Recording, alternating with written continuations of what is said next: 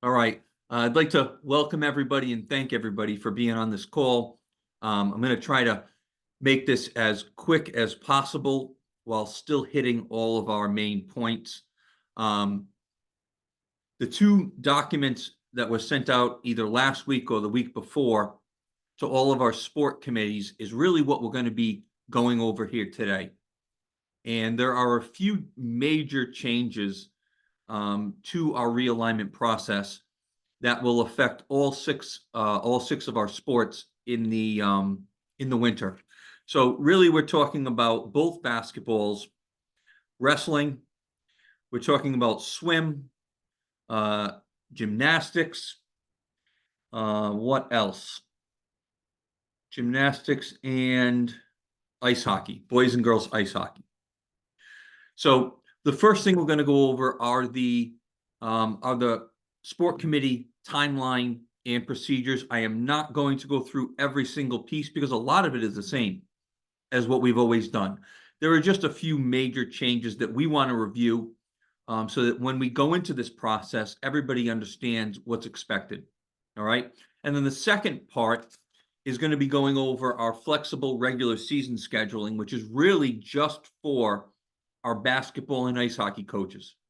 So about halfway through, hopefully in about 15 minutes, I'm going to let all of the swim coaches, wrestling coaches, and gymnastics coaches know that they can jump off the call, and we'll just focus on basketball and hockey, which are going to have a little bit of a different regular season format going forward. And just so everybody knows, right now we have about 60 people in the room. Right now, nobody's able to unmute themselves. But if you want to write down your questions, when we get done with the first part, which is reviewing the sport committee timeline and procedures, we can answer some questions, and then we'll move on with our hockey and basketball coaches to discuss the regular season. So I am going to start out just by sharing my screen. There we go. All right. In 1 second.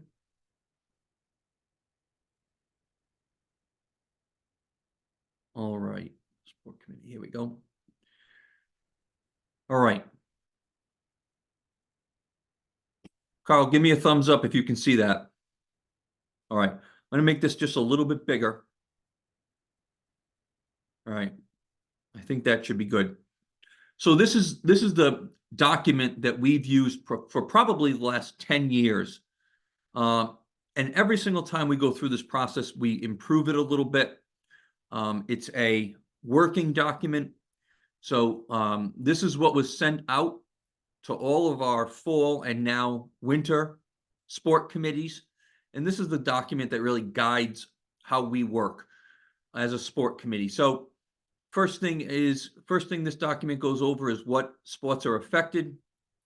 It details the realignment formula and what goes into the realignment formula. I am not going to go through that here today. All right.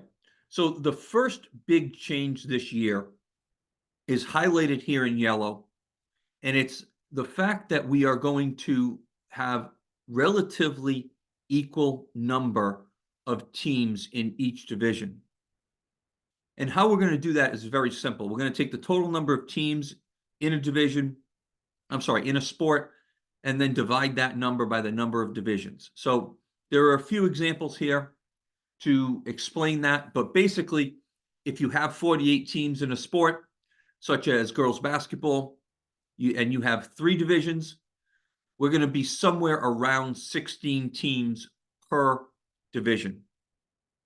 All right, and the sport committee has a little bit of leeway to go 1 up or 1 down, but as a league, we really want to see even divisions so that we're not putting too many teams in one division or not enough in another. So that's the first change that has come down. All right.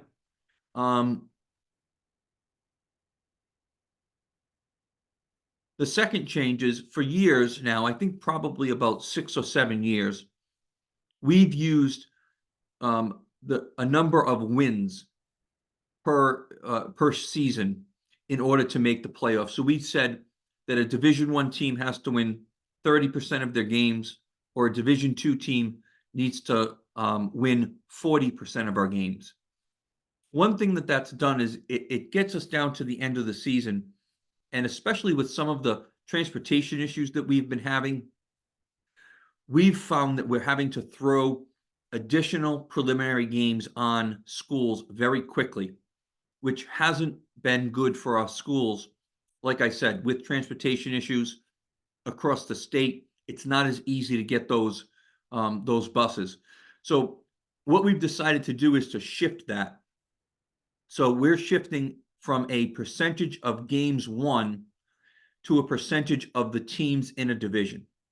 So for instance, if we have a Division II basketball, boys basketball, and there are, let's just say 15 teams, that means that 11 teams are going to make the playoffs.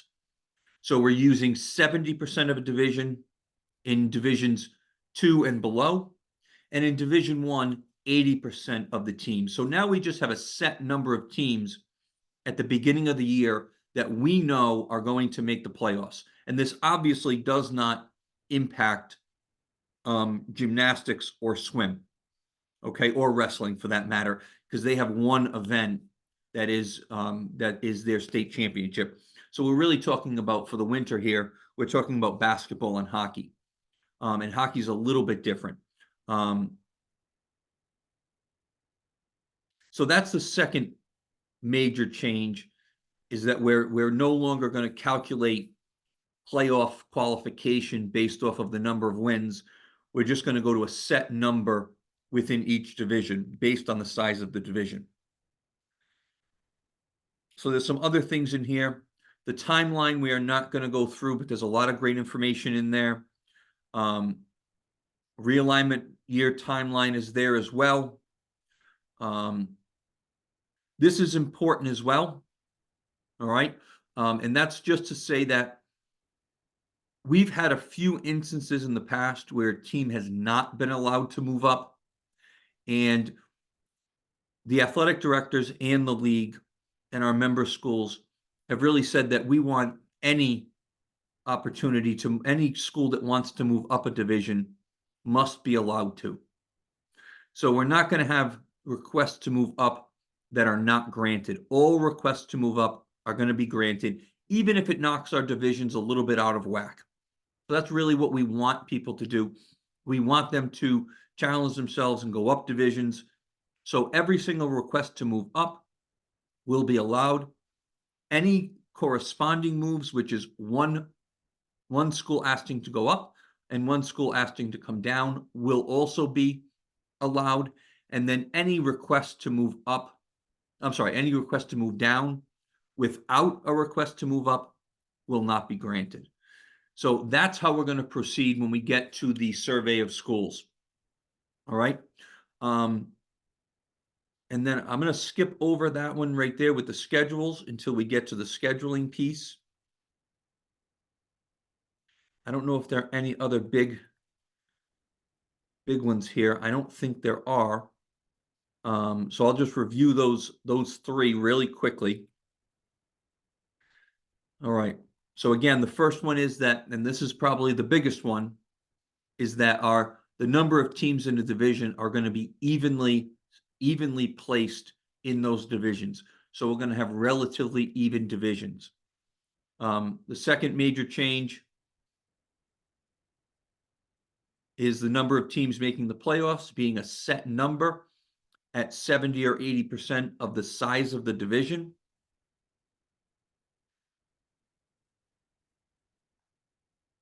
And then the third one being that all requests to move up will be granted. So I'm going to leave this up for a minute, but I'm also going to allow people to unmute themselves. All right. So at this time, if anybody has any questions on those, any basketball, wrestling, swim, gymnastics, or hockey coaches have any questions, you can just unmute yourself and ask, and I'll do my best to answer any.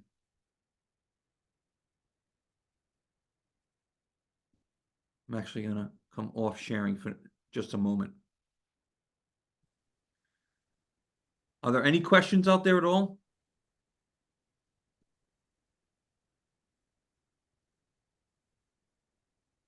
Wow.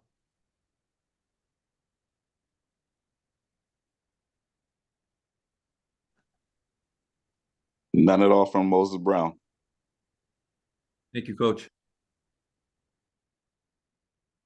Quick question regarding the schedule, the realignment, etc. This is Dean Felicetti. Is it still to be approved in June? Is that the plan once the principal committee approves it, or will it be done sooner based on the fact that there are set divisions, etc., etc.? Good question, Dean. Let me go back to that, and it is here. Hold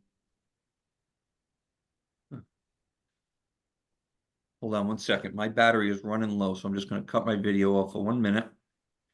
I'll be right back.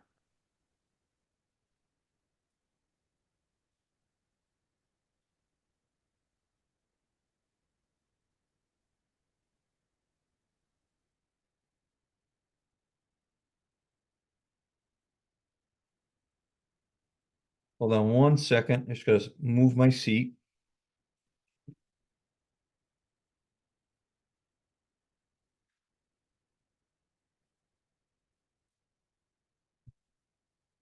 All right.